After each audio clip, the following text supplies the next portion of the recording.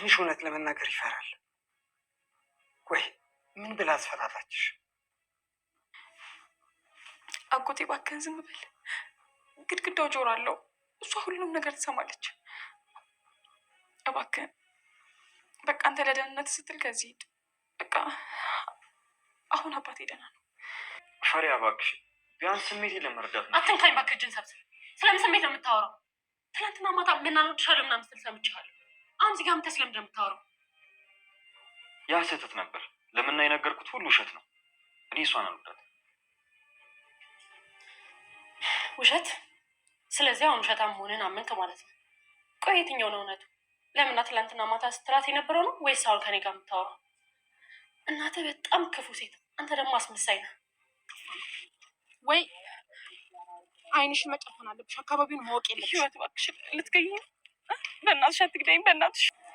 እንዴ አይኑን አሰርቻት እኮ እዛ ገደል ልትከታት ነው እንዴ? ይህንንም አይን እያየ ዝም አልላት። እንዳትነካኝ። ምን ሆነሻል? አደጋ ላይ እኮ ነው ያለሽው። እቺ ሴትዮ እኮ ልትገልሽ ነው። አይ አልፈልግም። እኔ መገለጥ አልፈልግም። አባቴን ማየት እፈልጋለሁ። አንተ እዚህ እንደውም ካወቀች ደግሞ አባቴን ትገለዋለች። እባክህን አትደናበሪ። ቅድም ይኸውልሽ ይዘሽ እንዳትወድቂ። ስለ ራስሽ ስለ አንቺ ነው ያገባው። ህይወት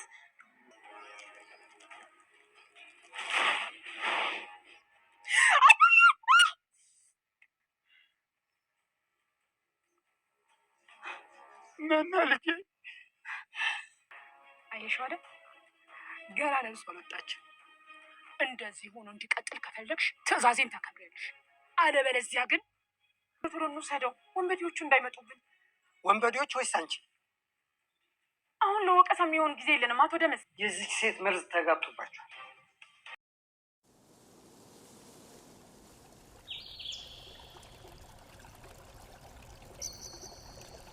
ህይወት እንግዲህ ጋሽ ታዴን ካስቀመጠችበት ቦታ ሽፍቶች አግሰውት ነበር በማለት ዛሬ ላይ እያናፈሰች ትገኛለች። ይህም ማለት ደግሞ አሁን መና አባቷን አግኝታለች ማለት ነው። አባቷን ብታገኝም ያለበትን ቦታና እንዲሁም ደግሞ የምትሄድበትን ሰፈር እንዳታውቅ ህይወት ፊቷን በሻሽ ጠቅላት ነበረ። ያለውን ቦታ እየመራች ካደረሰቻት በኋላ አባትሽ ጋር ሲደርሽ ጩኸትም ሆነ ሌላ ነገር ማሰማት አይቻልም፣ የተለየ እንቅስቃሴ ካየሁብሽ አባትሽን በህይወት አታገኝም በማለት እያስፈራራቻት ከሚከተለው ቦታ ላይ ታደርሳታለች። በዛ አጋጣሚ ላይ ህይወት እንግዲህ በጣም ብዙ ወንጀሎችን ባለቤት ሪከርድ የሰበረች ብትሆንም ግን ደግሞ ለጋሽ ታዴ መልካም ሴትና መልካም ለልጁም መልካም እናት እንደምትሆንለት አምኖ ነበር። ምክንያቱም ደግሞ ይሄን ነገር እሷ ታደርጋለች ለማለት በጣም የሚከብድ ውሳኔ ነውና ህይወት ናት ያተረፈችኝ ሲል ጋሽ ታዴም ተናገረ።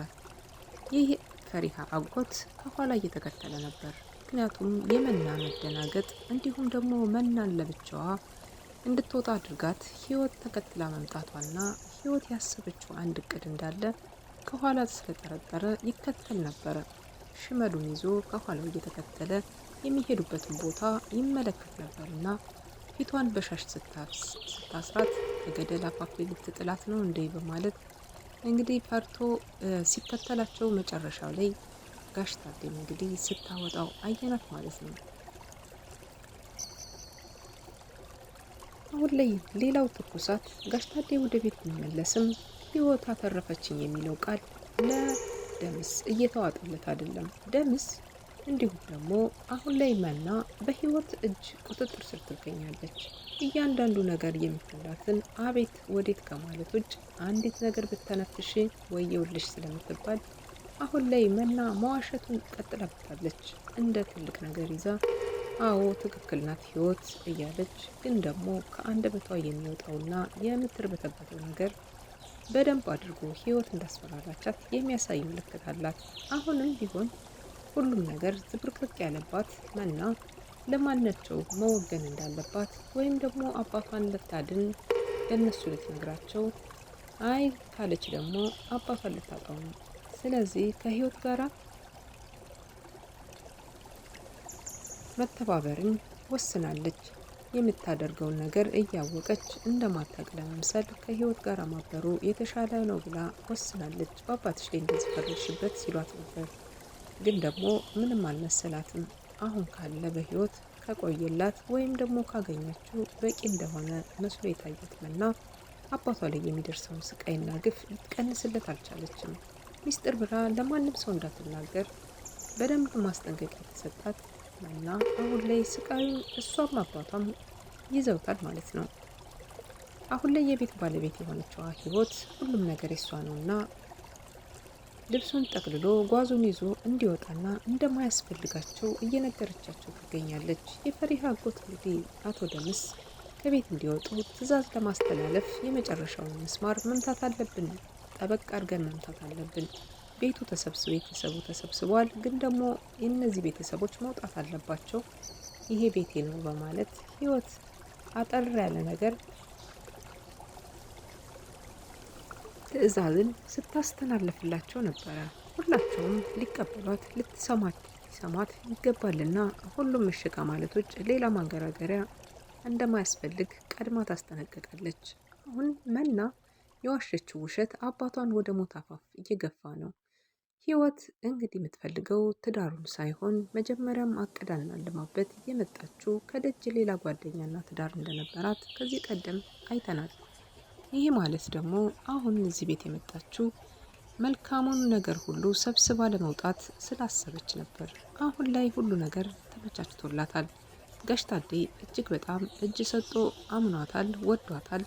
ስለ ቤቱ ጉዳይ ግን የሰማው ምንም ነገር የለም። በእርግጠኝነት እሷ የቤት ባለቤት እንዳደረጋትና ሙሉ ንብረቱን ፈርሞ እንደሰጣት ባወቀ ጊዜ ምን ሊሆን መቼ ነው ጋሽ ታዴ ከዚህ ነገር ሊነቃ የሚችለው? አሁንም ቢሆን በቁጥጥሯ ስር አድርጋ መድኃኒቶችን እየሰጠች አሁንም እንቅልፍ እንዲወስደው እንዲሁም ደግሞ እንዲደነዝዝ ታደርገዋለች። መና እውነቱን አውጥታ እስካልተናገረች ድረስ ማንም ሊጠረጥር አይችልም ማለት ነው። አሁን የመጨረሻው ምስማር የሚመታው ከፈሪሃ ላይና እንዲሁም ደግሞ ከፈሪሃ አጎት ላይ ነው።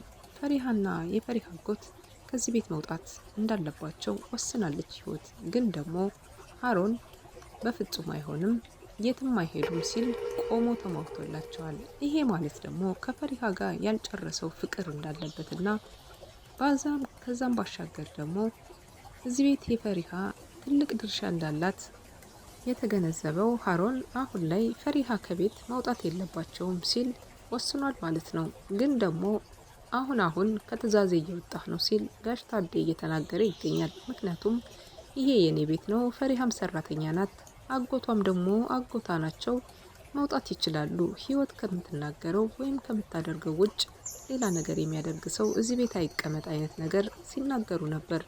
ያልተመቸው ሚስቴን የማያከብር ቤቱን ለቆ ይውጣ በማለት የተናገሩት ቀጠና ያለ ትዕዛዝ አቶ ታዴ ተቀባይነት ይኖረው ይሆን ወይስ ደግሞ እንዴት ልታደርግ ትችላለች? መና የመጨረሻውን ነገር ልትናገር ዝግጅት ላይ ነች። ይህንን ደግሞ ሳትወድ በግዷ ታደርጋለች። ለአባቷ ስትል ከዚህ ቤት አዎ ውጡ፣ ከአጋቾች ጋራ ሲያወራ ሰምቸዋለሁኝ በማለት ሌላው ትኩሳት በፈሪሃና በሀሮን መካከል ያለው ግንኙነት ነው። አሁን ላይ ፈሪሃ ለገዛ እህቷ ሲዋሽ የነበረውን ወይም ደግሞ ሲላት የነበረውን ነገር ሰምታለች። እሱ ለነገራችን ላይ በትክክለኛ መንገድ ሀሮን ፍቅር የያዘው ከፈሪሃ ነው እንጂ ከመና አይደለም።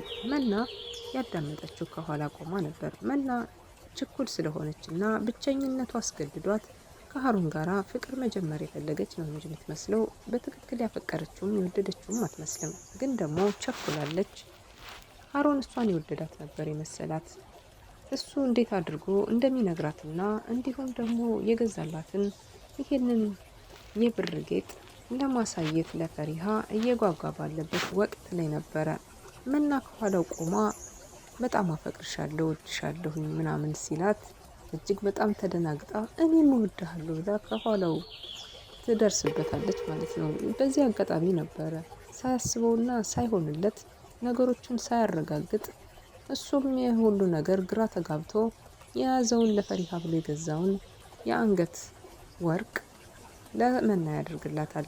በዛም ላይ ደግሞ መናን በጣም መልካምና ቆንጆ ሴት እንደሆነች እየነገራት እንድትረጋጋ፣ ነገሮች እንድታረጋጋ እያደረጋት ነበር። ይሄን ያደረግኩበት ምክንያት እኔ አንቺን ጠልቼሽ ሳይሆን ማፈቅረው መወደው አንቺን ነው። ግን ደግሞ እህትሽን እንደዛ ያልኳትኝ ከዚህ ቤት ውስጥ ላይ እንደ ሰራተኛ አንቺ ስለምትል የቆይታ ጊዜያችሁን ለማራዘም ስል ነው በማለት ለአንቺና ለአጎቴ ድምስ ስል ነው ይሄን ያደረግኩት ብሎ ፈሪሃን ሊያረጋጋት ቢሞክርም እንግዲህ ካሮን አልቀረለትም። ከአንድም ሁለት ጊዜ ጥፊ አቅምሰዋለች።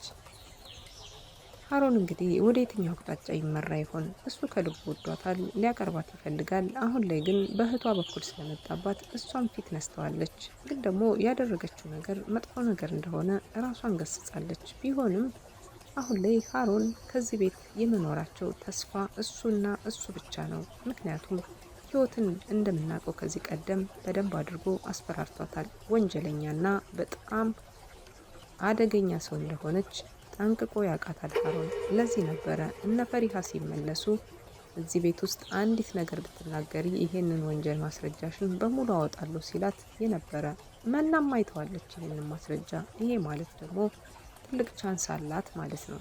ፈሪሃ እዚህ ቤት እንደ ልባቸው የመቆየት ጊዜ አላቸው። እያንዳንዱ አንዲት እርምጃ መጥፎ ነገር ሰራለሁ ወይም አደርጋለሁ ብትል እሷም ጋሽታዴን እንደምታስፈራራ ሁሉ የሚያስፈራራት ልጇ ይሆናል ማለት ነው። ህይወት በሌላ ወጥመድ ውስጥ ትገባለች ማለት ነው።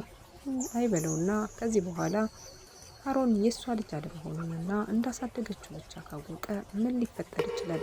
ከባዱ ጸብ አሁን ነው።